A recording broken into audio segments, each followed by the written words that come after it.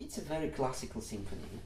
There's nothing in it which is, I mean, the basic of the sound and the articulation comes from Beethoven.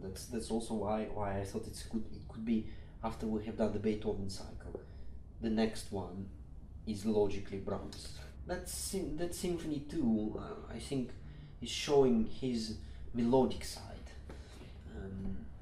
Some people were accusing Brahms that he wasn't a great melodist during his time. You cannot sing the main theme from Beethoven's Fifth Symphony, but you can sing the opening of Brahms' Symphony 2. Yeah, Symphony number 3 became famous because of its quiet ending, of course. And some people think it's maybe less successful, which is not true. You can actually perform it as a second half.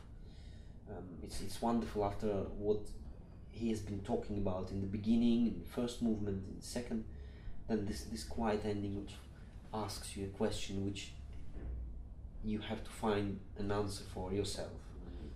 Always for conductors, this symphony is quite difficult, especially the first movement, because it's not actually very clear how to conduct it. If you conduct it in 2, then you cannot actually control very well the sound, because you have to give big gestures. If you conduct it in 6, then you have to do a lot of small gestures, which is also not good for the music. So it's always it's a tricky piece for conducting. It is a very tricky piece. And I think probably number 4 is even richer in a way, because it really does have absolutely everything which music piece can offer you.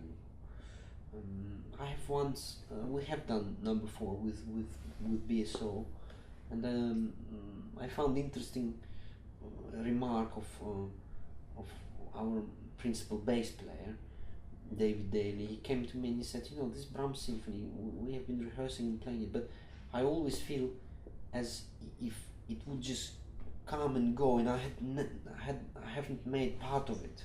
Actually, it's so quickly, because it's so rich, that you feel it just goes and passes you like that, and you want to, because there's so much in it. He said, I've never had this feeling before, and I agree. Because every single bar is fulfilled with something. It's either an emotion, it's either articulation or something, and you have to understand it and then put all of your energy in doing this. Already the beginning is how do you do that upbeat, which opens the first movement. If you do it in tempo, it sounds a bit banal. If you take time on it, then it might risk to be too long and it's out of the tempo. So you have to choose being exactly in the middle, so that it's in tempo but very rich. And this approach of being in the middle, like going on the edge of not falling into this and not falling into that, is a good